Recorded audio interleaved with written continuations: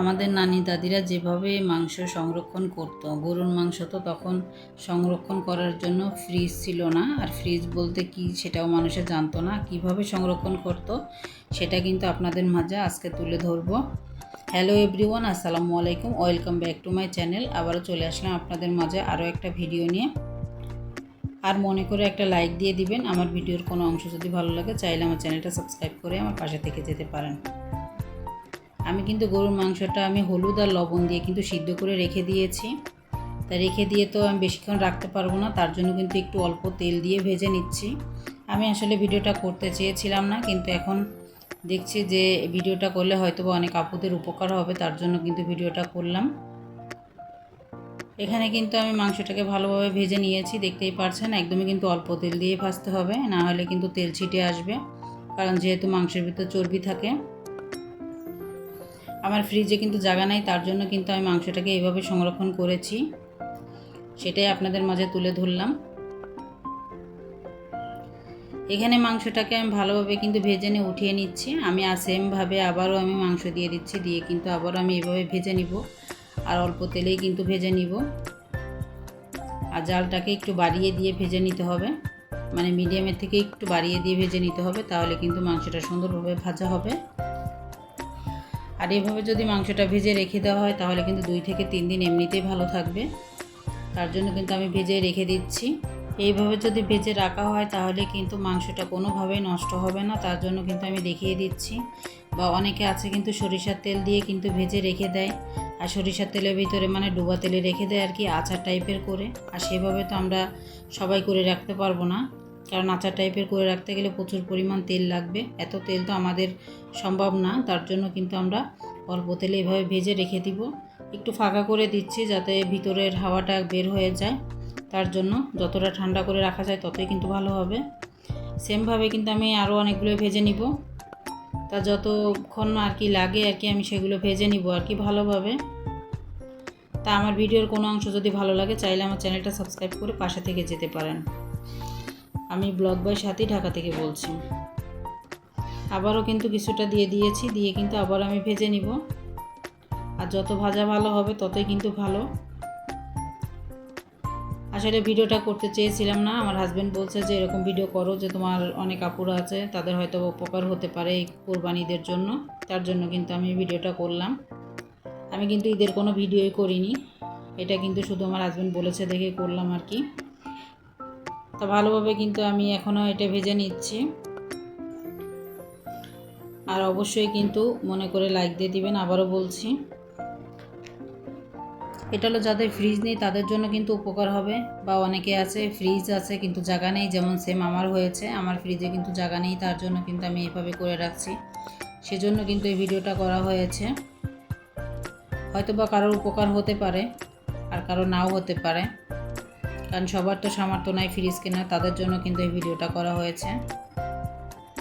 তা সবগুলো কিন্তু আমি ভেজে নিচ্ছি আর কি খুব সুন্দরভাবে। যদি কারো উপকার হয় তার জন্য কিন্তু আমার ভিডিওটা করা হয়েছে।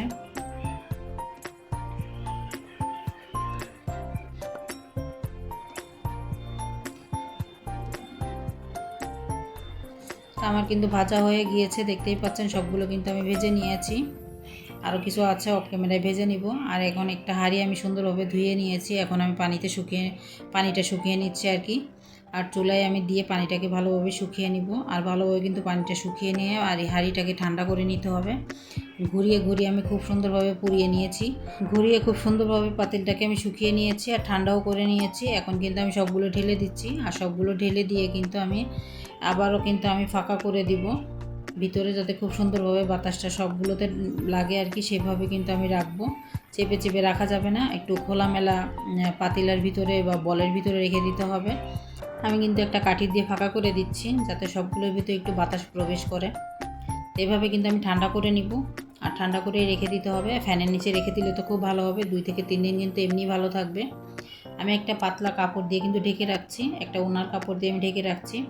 পাতলা যে কোনো একটা কাপড় দিয়ে ঢেকে রাখলে হবে।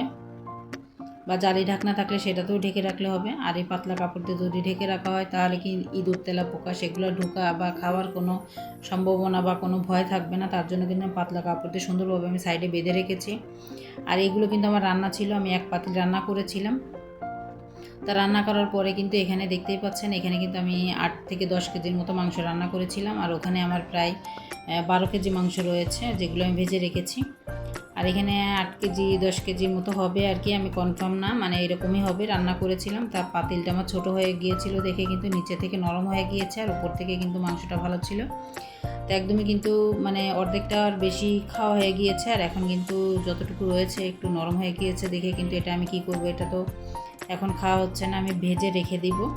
2 দিন 3 দিন পরে কিন্তু এটা আমি ফ্রিজ থেকে বের করে খেয়ে নিব, বা এমনিতে কিন্তু বাইরে রেখে দিলেও কিন্তু হবে। তা যেগুলো একটু আস্ত রয়েছে সেগুলো আমি একটু আলাদা ভেজে নিব, আর সেগুলো যদি আলাদা ভেজে নেওয়া হয় তাহলে কিন্তু খাওয়া হয়ে যাবে। আর যেগুলো একদমই গুঁড়া গুঁড়া রয়েছে আর কি, ভেঙে ভেঙে গিয়েছে, সেগুলো কিন্তু একটা কাজ করা যাবে, সেটা দিয়ে কিন্তু সিঙ্গারা সমোসা এগুলো কিন্তু বানিয়ে খাওয়া যাবে। সেগুলো কিন্তু আপনারা বানিয়ে খেতে পারেন যদি আপনাদের থাকে আর কি। মানে আমি যেটা করব সেটা বলছি, আমি কিন্তু এইভাবে করে নিব, সিঙ্গারা সমোসা বানিয়ে নিব। তা সব যেগুলো আস্ত ছিল সেগুলো কিন্তু আমি মানে বের করে নিয়েছি, বের করে নিয়ে কিন্তু ভালোভাবে ভেজে নিচ্ছি। আর ভালোভাবে ভেজে নিয়ে কিন্তু এগুলো আমি আলাদাই রেখে দেবো অন্য একটা পাতিলের ভিতরে। ওইগুলোর সঙ্গে কিন্তু মিশাবো না, যেহেতু এটা রান্না করা, এটার ভিতরে কিন্তু আদা রসুন বাটা রয়েছে, আর আদা রসুন বাটা থাকলে কিন্তু সেটা নষ্ট হয়ে যাওয়ার সম্ভাবনা বেশি। আর ওটাতে যেহেতু শুধু হলুদের গুঁড়া লবণ দিয়ে কিন্তু ভেজে নিয়েছিলাম। আমি এই কড়াইটাও কিন্তু ধুয়ে নিয়ে সুন্দরভাবে কিন্তু শুকিয়ে নিয়েছি চুলায়, শুকিয়ে নিয়ে কিন্তু আমি এই কড়াইয়ের ভিতরে রেখে দিচ্ছি এগুলো। আর এগুলো কিন্তু সেমভাবে আমি ভেজে নিব, আর এভাবে কিন্তু সেমভাবে ভেজে নিতে হবে। ভেজে নিলে কিন্তু এটাও কিন্তু ভালো থাকবে 2 থেকে 3 দিন পরে বা 4-5 দিন পরে। নর্মাল ফ্রিজে কিন্তু 5-6 দিন পরেই খাওয়া যাবে, এত সুন্দর করে মানে ভেজে নিয়েছি, দেখতেই পাচ্ছেন। তো এগুলো কিন্তু আমি একটু ফাঁকা করে দিচ্ছি, ফাঁকা করে দিয়ে কিন্তু এগুলো ঠান্ডা করে নিব, ঠান্ডা করে নিয়ে কিন্তু একটা জালি দিয়ে আমি ঢেকে রাখবো। আর আজকের মতো বিদায় নিচ্ছি, আল্লাহ হাফেজ, আসসালামু আলাইকুম।